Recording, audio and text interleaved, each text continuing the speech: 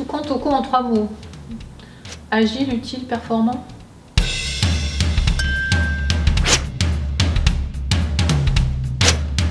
Bonjour, donc Hélène Terrec-Maugan, je travaille au Crédit Agricole Île-de-France et je suis aujourd'hui responsable de département parcours client conseiller. Alors j'avais une problématique au départ, c'était que je détenais beaucoup de données, et peut-être beaucoup trop de données. J'avais des interlocuteurs de différents niveaux hiérarchiques qui pouvaient à certains moments en avoir une interprétation différente. Et du coup, dans un monde où on a, on va dire, une obésité un peu par rapport aux données, il fallait qu'on maigrisse et il fallait qu'on soit capable de synthétiser un peu cette donnée pour pouvoir capter l'attention et les décisions sur un nombre de données restreint, mais qui pour autant ne vulgarisait pas le propos et le sujet et permettait de prendre les bonnes décisions. Alors, la première appli qu'on a développée concerne la synthèse des démarches Crédit Habitat. Sur un Crédit Habitat, vous avez le taux, vous avez l'assurance des emprunteurs, vous avez les frais de dossier, l'indemnité de remboursement anticipé, vous avez 5 éléments qui sont déterminants dans la définition de nos marges. Et donc ce qui était important pour nous, c'était de suivre cette évolution. Alors à la fois suivre l'évolution de nos marges, effectivement, mais aussi pouvoir suivre finalement si on est bien dans le marché et si nos équipes réseau ont les bons barèmes en fait, par rapport au marché sur lequel ils se situent. La deuxième application, elle concerne nos SAV, nos services après-vente, qui reçoivent des appels, des mails ou des sollicitations du réseau.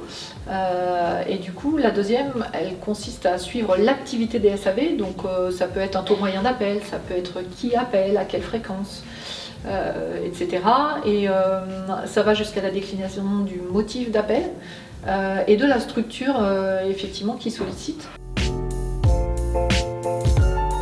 Alors mes attentes, c'était de trouver une application simple de développement et simple également d'accès pour un utilisateur potentiel, assez universel en termes de support, donc le fameux responsive design avec un accès tablette, ordi, iPhone ou smartphone en général. Donc on a une compatibilité parfaite entre tous les supports. Notre volonté au départ, dans la relation avec Toucan, c'était aussi de permettre aux personnes de mes équipes de partager le développement dans l'objectif à court terme, enfin à moyen court terme, d'être parfaitement autonome par rapport à des applications futures. Le centre d'excellence nous a permis d'acquérir tout de suite l'acculturation Toucan sans délai. Et aujourd'hui, ce que je remarque en tant que manager, c'est que quand on parle d'un sujet, de façon assez spontanée, l'équipe me dit « ça je peux le faire sur Toucan et ce serait performant sur Toucan ». Et du coup, j'ai pas à inciter ou à demander quoi que ce soit, ils prennent le pouvoir tout seuls et ils proposent leur propre développement. La première chose, c'est que par rapport à l'entrée en relation Toucan, on a eu un interlocuteur unique. Et ça, c'est assez confortable en fait d'avoir un interlocuteur unique et de ne pas se disperser, de répéter X fois parfois les mêmes choses.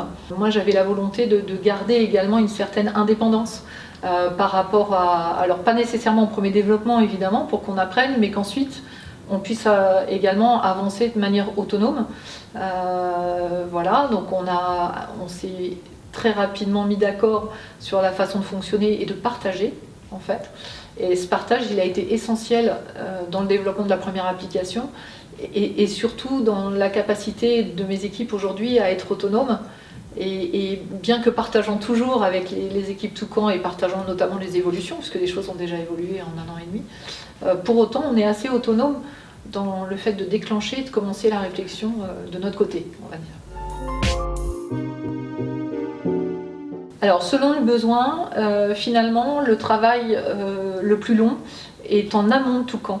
Le travail le plus long, c'est par rapport à un sujet précis, de faire le choix des 3, 4 ou 5 indicateurs maximum qu'on va retenir en présentation dans cette fameuse appli. La première qu'on a partagée, elle est sortie en 2 semaines. La deuxième, l'accouchement, s'est situé sur 1 semaine. Et la troisième appli développée, c'était 2 jours. Le ROI, il peut avoir plusieurs dimensions. Si le fait de partager une donnée et d'en avoir la même interprétation est un ROI en soi, oui, un ROI. Ça, c'est la première chose.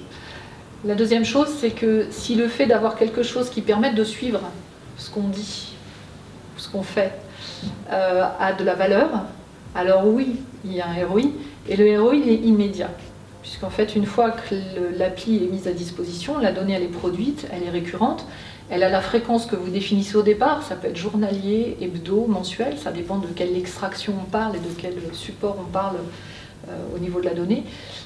Mais en l'occurrence, moi je dirais que suivre ce qu'on dit et ce qu'on fait, c'est déjà un réel progrès.